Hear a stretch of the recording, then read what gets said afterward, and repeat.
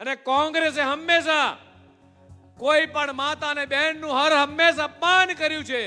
કોંગ્રેસના નેતા ભૂલી ના જાય કે ભારતમાં જીવે છે. મારી માતા હોય કે તમારી માતા હોય એ ઇટાલીમાં નથી જન્મી. કદાચ ઇટાલીમાં જન્મી હોત તો એને ગેસના બાટલા શું છે કે લાકડા શું છે ખબર ના હોત.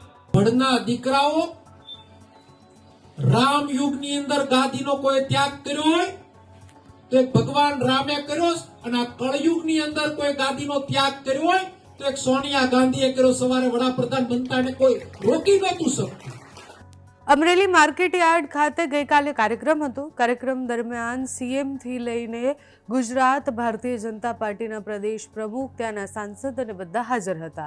જ્યારે પ્રદેશ પ્રમુખ જગદીશ વિશ્વકર્મા ભાષણ આપી રહ્યા હતા ત્યારે કોંગ્રેસ પર ઘણા બધા પ્રહાર કર્યા. ત્યાંના સ્થાનિક નેતાઓ એટલે પ્રતાપ દુધાતથી લઈ અને કોંગ્રેસના ત્યાંના સ્થાનિક નેતાઓ પર એમણે પ્રહાર કરતા ઘણી બધી વાતો કહી.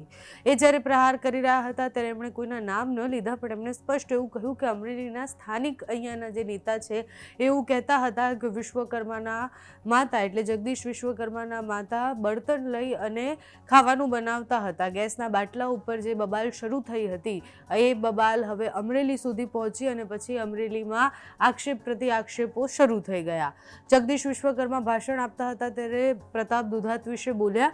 એના પછી પ્રતાપ દુધાત ગઈકાલે એક કાર્યક્રમમાં હતા. કોંગ્રેસના કાર્યકર્તાઓ સાથે બેઠક હતી, મિટિંગ હતી, અને કાર્યક્રમ દરમિયાન જ્યારે બોલી રહ્યા હતા ત્યારે એવું સ્પષ્ટ કહી રહ્યા હતા કે અત્યારે જેટલા પણ ભારતીય જનતા પાર્ટીના નેતા અહીંયા આવીને બોલી જાય છે એમને સ્થિતિ ખરેખર ખબર છે કે શું છે. એમણે સાથે જ સોનિયા ગાંધીનું નામ લેતા પણ એવું કહ્યું કે સોનિયા ગાંધી એકમાત્ર એવા છે જેમણે પોતાનું પદ છોડ્યું છે. એના સિવાય અત્યાર સુધીના કોઈ નેતાઓ એવા નથી જેણે પોતાના પદ છોડ્યા છે. ભારતીય જનતા પાર્ટીમાં જેટલા પણ દિગ્ગજ નેતાઓ છે જેણે કાર્યકર્તાઓને હાથ પકડી અને રાજનીતિ શીખડાવી એ બધા જ દિગ્ગજ નેતાઓની હાલત ખરાબ છે. ભારતીય જનતા પાર્ટીના વિચારધારા પર એ બોલ્યા છે. તો પહેલા જગદીશ વિશ્વકર્મા જે બોલ્યા તે સાંભળો, સાથે જ પ્રતાપ દુધાત જે બોલ્યા તે પણ સાંભળો. કે ભાઈ જગદીશ વિશ્વકર્માની માએ માથે બળીતા લાકડા ઉપાડ્યા, ચૂલા સળગાયા છે. મારે કેવું છે, મારી એકલાની માતા અને કેટલાયની માતાઓએ એ કોંગ્રેસના રાજમાં એ માથે લાકડા લઈ અને ચૂલા સળગાવતા હતા. એ દિવસો ભૂલી ના જતા. તમારા રાજની અંદર એ સંસદ સભ્ય કોટા પદ્ધતિ હતી અને ત્યારે સંસદ સભ્યની આગળ પાછળ ફરવું પડે. મોટો વ્યક્તિ હોય એને ગેસનો બાટલો મળે, લાગભગ હોય એને ગેસનો બાટલો મળે. મારી માતાએ કદાચ મજૂરી કરી હશે, માથે લાકડા ઉપાડ્યા હશે, છતાંય અમને સંસ્કાર આપ્યા, ભણાઈ ગણાઈને સમાજ સેવાને લાયક બનાયા અને આજે માતાના આશીર્વાદ અધ્યક્ષના લાયક અમને બનાયા છે અમારી માએ.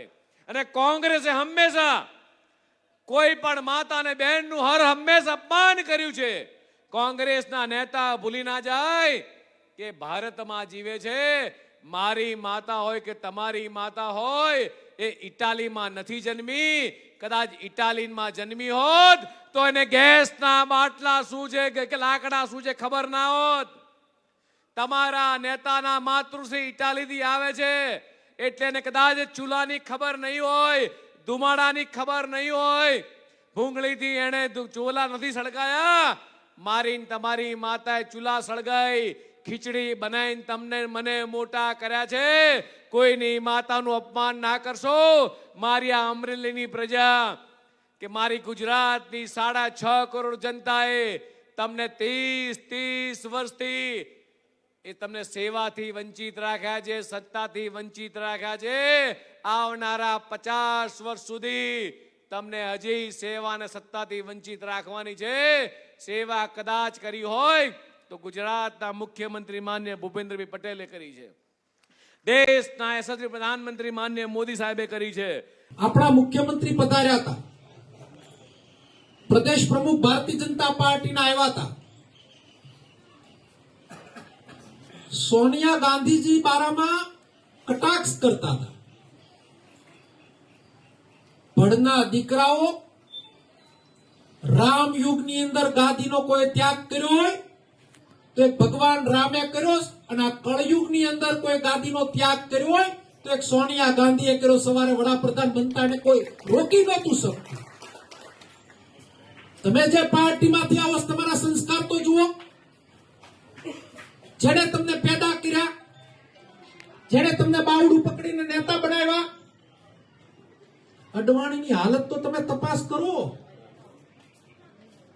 આ ભારતીય જનતા પાર્ટીની આઈડિયોલોજી, આ ભારતીય જનતા પાર્ટીની વિચારસરણી નાગણી જેવી છે. નાગણી જેવી. નાગણી એના બચ્ચાને પહેલા ખાઈ જાય. આ ભાજપ જે છે એના વડીલોનું માન જાળવી શકતી નથી. નવું ગોટલું વાવી નવા વાવેતરો કરે અને લિમિટેડ લોકો એની પેઢીઓ એ રીતની એની પાર્ટીને હકાવી રહ્યા છે. કોંગ્રેસ પાર્ટીનો ખુલ્લો મંચ છે.